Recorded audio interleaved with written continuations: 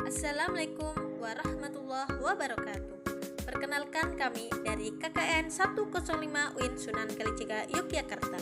Izinkan kami untuk mensosialisasikan mengenai lansia. Pengertian lansia. Lansia adalah tahap akhir siklus hidup manusia. Lansia merupakan dari proses kehidupan yang tak dapat dihindarkan dan akan dialami oleh setiap individu. Pada tahap ini, individu banyak mengalami perubahan baik secara fisik maupun mental, khususnya kemunduran dalam berbagai fungsi dan kemampuan yang dimilikinya. Batasan-batasan lansia. Yang pertama, usia pertengahan, yaitu usia 45-59 tahun. Yang kedua, lanjut usia, yaitu usia 60-74 tahun.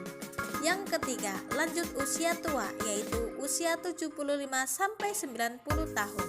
Yang keempat, usia sangat tua, yaitu usia lebih dari 90 tahun. Perubahan pada lansia. Yang pertama, menurunnya fungsi pendengaran seperti suara terdengar tidak jelas, kata-kata sulit dimengerti. Yang kedua, menurunnya fungsi penglihatan. Yang ketiga, kulit lansia menjadi kendur, kering, keriput, kulit kekurangan cairan sehingga menjadi tipis dan berbercak. Yang keempat, menurunnya kekuatan tubuh dan keseimbangan tubuh. Kepadatan tulang pada lansia berkurang, sendi lebih rentan mengalami gesekan, struktur otot mengalami penuaan. Yang kelima, menurunnya fungsi kognitif seperti daya ingat, kemampuan memahami, kemampuan pemecahan masalah, dan kemampuan dalam mengambil keputusan. Faktor-faktor yang mempengaruhi lansia. 1. Genetik. 2. Lingkungan fisik dan sosial.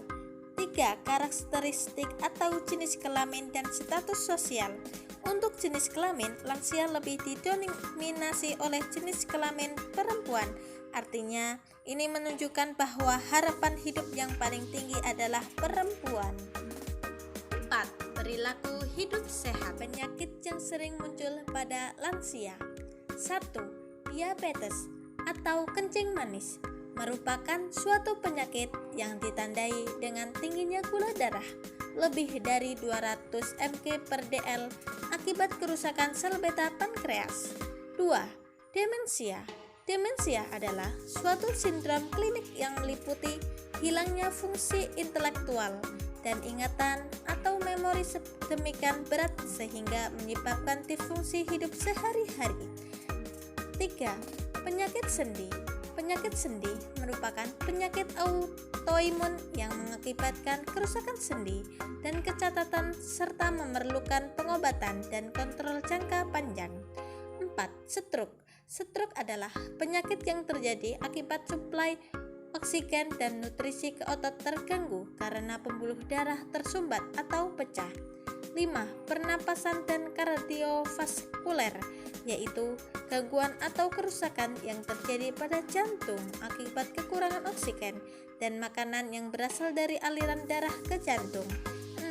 Hipertensi atau tekanan darah tinggi. Hipertensi atau tekanan darah tinggi adalah kondisi di mana tekanan darah sistolik seseorang lebih dari 140 atau tekanan darah diastoliknya lebih dari 90. Menjadi tua itu pasti. Menjalani masa tua yang berkualitas adalah pilihan menuju lansia sehat, mandiri, dan produktif. Demikian yang dapat kami sampaikan. Kurang lebihnya kami mohon maaf. Wassalamualaikum warahmatullahi wabarakatuh.